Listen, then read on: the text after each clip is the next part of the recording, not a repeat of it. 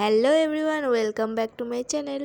তো আবারও চলে এলাম তোমাদের সাথে একটা নতুন ব্লগ। তো দুদিন আগে গিয়েছিলাম আমি আমার দিদির বাড়ি, কারণ দিদির বাড়ি ছিল চণ্ডী পুজো। তো এদিকে আমরা পুজো দিতে বেরিয়ে পড়লাম তাড়াতাড়ি রেডি সেডি হয়ে। তখন ঘড়িতে বাজে প্রায় রাত 1টা নয়। তো এখন আমরা চলে এলাম চণ্ডীতলায় পুজো দিতে। তো বাটা আগের থেকেই কেনা হয়ে গেছে, ওই ভিডিওটা আমার করা হয়নি।